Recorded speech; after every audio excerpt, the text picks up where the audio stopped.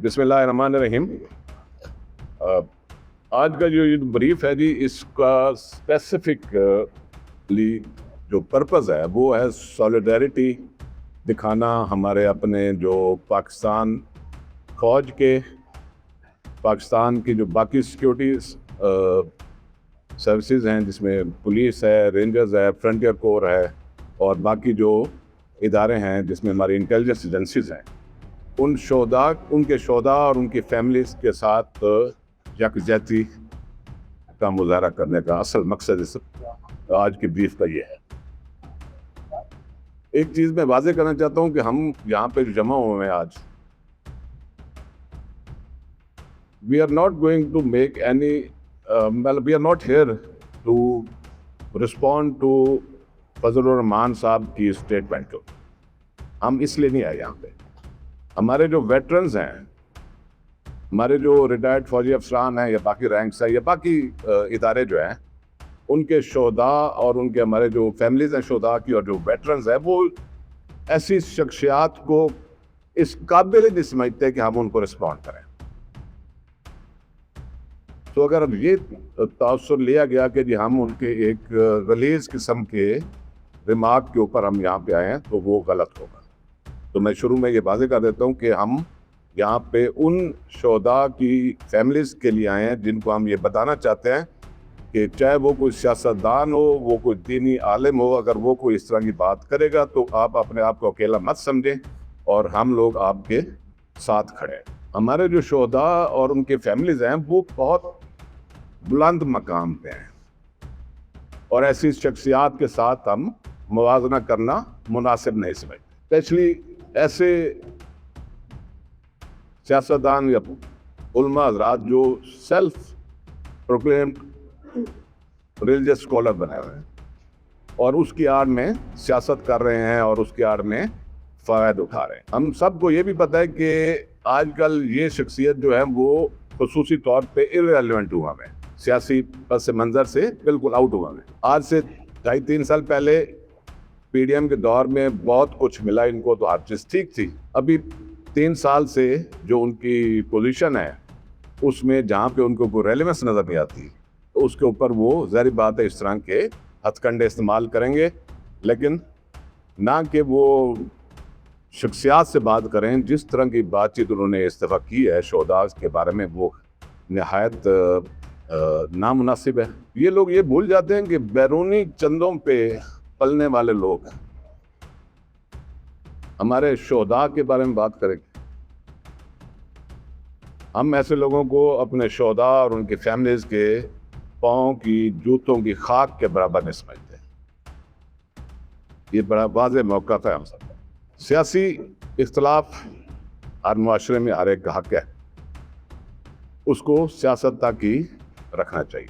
अपने सियासी मफाद के लिए, अपनी रेलेवेंस शो करने के लिए, अगर कोई, चाहे वो कोई सियासी लीडर होगा या कोई दीनी उलमा में से होंगे, उन सब के लिए हम यकजान होकर अपने शोधा, अपने रिटायर्ड ऑफिसर्स, जवानों के साथ खड़े होंगे। हमारे शोधा ने अपनी जानों के नजराने दिए हैं और इस चीज़ के ऊपर हम खुद यहाँ जितने लोग बैठे हैं सीनियर रैंक्स में, हम सब ने उन जगहों पे जंगें लड़ी हैं, उन जगहों पे हमने ऑपरेशंस किए हैं।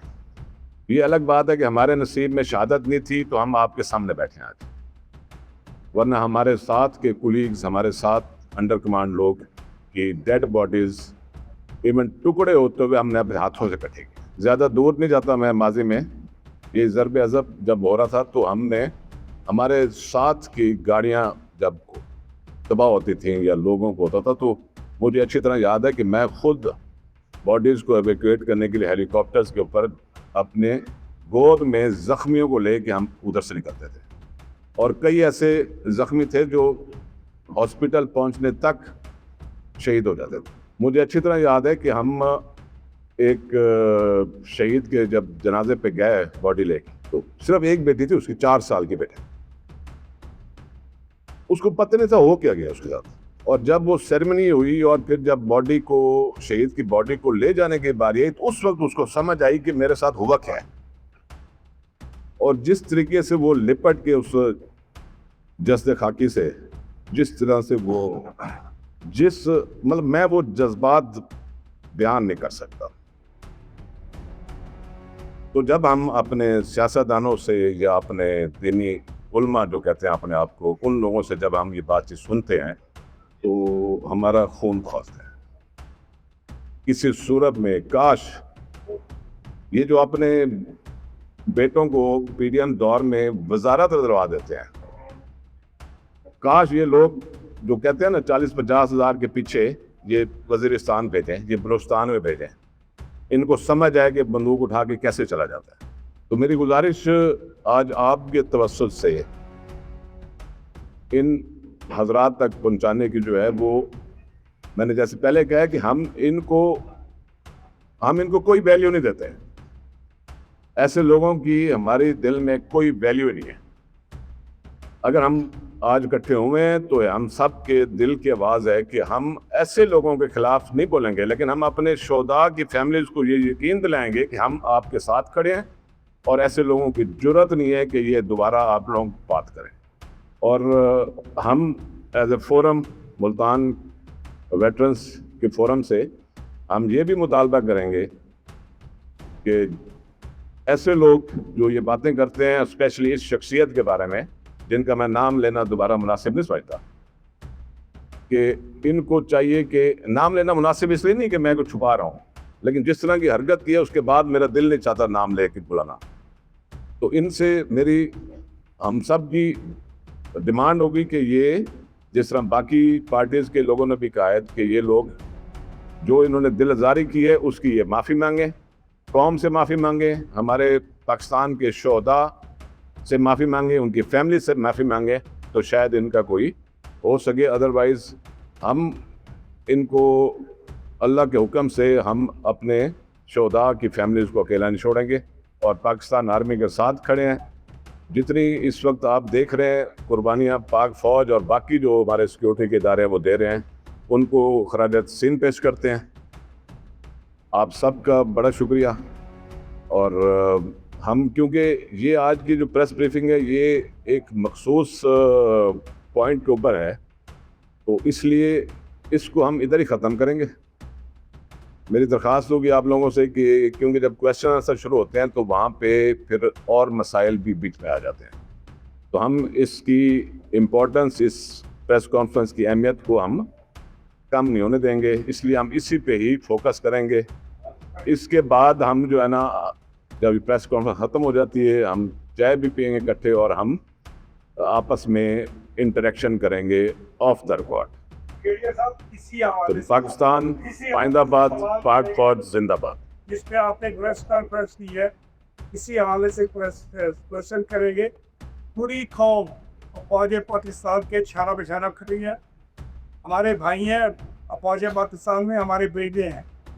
अब ये है कि जब फौज पाकिस्तान पर तनकीद की जाती है, शोधा पर तनकीद की जाती है, तो क्यों नहीं उन्हें को सलाह देता माजी के ख्वाजा आसिफ को, आज वो डिफेंस मिनिस्टर है। इसी तरह माजी के पीटीआई ने जो कुछ किया उनको सजा नहीं मिली, अब मौलाना फजल रहमान साहब ने ये किया, तो ये हमारे कोर्ट में क्यों लचक है? उन्हें उनकी ज़बान बंद क्यों नहीं की जाती? उन्हें कड़ी से कड़ी सजा क्यों नहीं दी जाती जो फौज पाकिस्तान के खिलाफ बोलते हैं? कोर्ट में बजाय इसके कि इंसाफ नजर आए, कोर्ट में तो वाबस्तगी नजर आती है कि मैं एक पार्टी से उत्तेजित करते हैं, मैं दूसरी पार्टी। तो ये कोर्ट का ये तनाव कब खत्म होगा? देखिए सर, मैंने पहले गुजारिश किया ना कि जो आज का हमारा ये टॉपिक है इसकी अहमियत ख़त्म हो जाएगी अगर हम दूसरी चीज़ों में पढ़ेंगे। बट एक चीज़ ध्यान में रखें कि हम पॉलिटिक्स डिस्कस नहीं करेंगे यहाँ पे। वो आप लोगों को मेरे साथ बातचीत करने के और बड़े मौके मिल जाते हैं, जी हमारा तो काम ही वही है। और लेकिन आज जो नाम इस पर बात नहीं करेंगे। मैं सिर्फ एक चीज़ कहूँगा, आप देखेंगे तो ये फजल रहमान के ऊपर भी अभी FIR होगी और हो रही होगी। हाँ, सो आप पे क्या एक्शन हो रहे हैं। इसी तरह जो इससे पहले भी जो एक मखसूस पार्टी ने जब ये काम किया था आज से 2 साल पहले, तो उनको सामने भी आप पता है सजाएं हुई और आगे होते भी रहेंगे। तो थैंक यू रोनक जी।